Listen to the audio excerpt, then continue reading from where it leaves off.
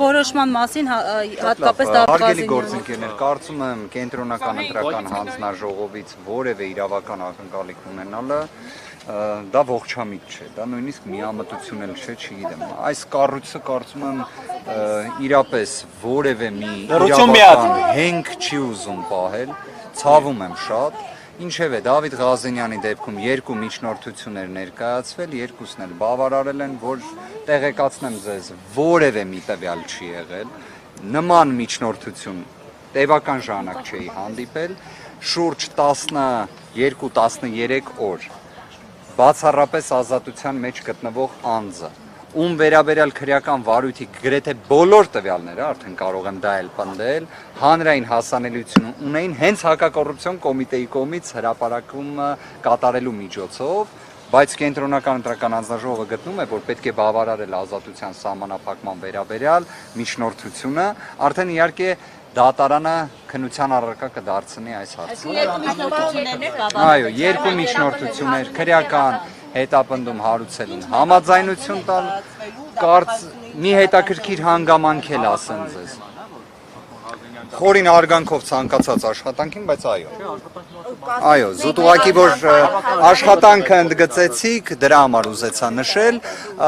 մի հետաքրքիր հանգամանք էլ նշեմ, ձեզանից որևէ մեկը կարծես դրանից տեղեկացված չէր, մեղադրանքը վերաբերում է նախապատրաստությանը։ Այո, նախապատրաստություն։ Չգիտեմ, անկեղծորեն չգիտեմ ինչնա, որովհետև մեղադրանքից ընդհանրապես դա հասկանալի չէր, բայց ստացվում է մեղադրանքը նախապատրաստության մասին է, մեղադրանքի բովանդակությունը բացառապես կարելի է համարել քաղաքական նպատակ ունի, բովանդակությունն էլ բացակայում։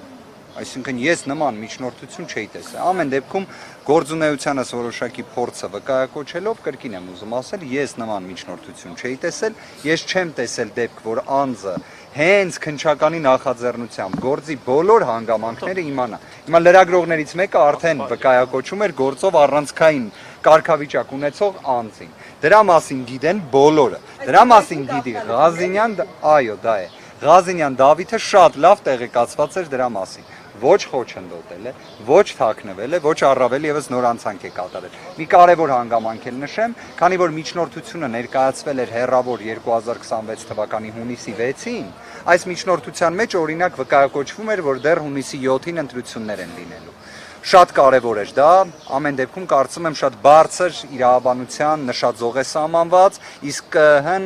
հերթական անգամ նվաճում է իրավաբանության կործանման նոր նշաձողերը։ Իսկ այս միջնորդության շրջանակներում գործի այսպես էությունը քննվեց, օրինակ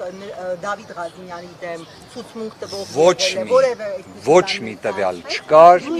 նույն Ղազենյան Դավիթի վերաբերյալ էլ ոչ մի տվյալ չկար։ Ես մի առիթով դա ասել եմ, հիմա պատկերացրեք, մենք ձեզանից որևէ մեկի հետ առանձին զանգեմ հեռախոսակապով զրուցենք ու պատմենք, թե քաղաքացիական պայմանագրից ինչ որ մի ներկայացուցիչ, ինչ որ մի գործողություն է անում։ Կասեք հավանականությունը որքան է, որ այդ անձին դրա համար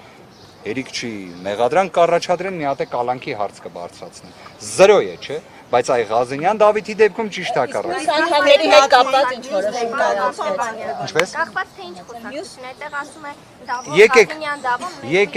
Եկեք նույն վարժությունը իրար հետ քիչ հետո անենք, էլի։ Մի հատ այտենց քաղաքացիական պայմանագրի ներկայացուցիչ վերաբերյալ անենք։ Ինչի օրինակ ստացվում է Ղազենյան Դավիթին կյանքում որևէ կերպ չճանաչած մարդը, կարա այտենց խոսակցություն ունենա ու դա դառնա հերիք չի մեղադրանքի հիմք։ Որտեւ իդեպ ես չեմ ասում, ես ասում եմ քրեական վարույթ կարող են նախաձեռնել։ Կարող են եղանակի վատ լինելու առթիվ էլ քրեական վարույթ նախաձեռնեն, որտեւ պայմանականորեն մեկը միջամտել է եղանակին։ Բայց հարցը նրանում է, որ դու արդեն մեղադրանք ես առաջադրում, դրա ապացուցման շեմը պետք է լինի բարձր։ Երբ կալանքի միջնորդություն ես ներկայացնում, դրա շեմը պետք է լինի էլ ավելի բարձր։ Մենք խոսում ենք 0 հիմնավորման մասին, բայց այդ բոլոր այդ շեմերի հաղթահարման մասին։ Իդեպ, բայց կրկին ԿԸՀ-ի մասին ենք խոսում, այն նույն ԿԸՀ-ի, որը օրենսգրքով ուղիղ գրված վերաքվեարկության պարտականությունը չի կատարում։ Իդեպ ես նկատել եմ նաև, որ շատ հստակ գնահատականներ նույնիսկ կանխատեսելի աղբյուրներից են գալիս ԿԸՀ գործունեության վերաբերյալ, հետևաբար կարծում եմ այս կառույցին պետք է պարզապես անտեսել։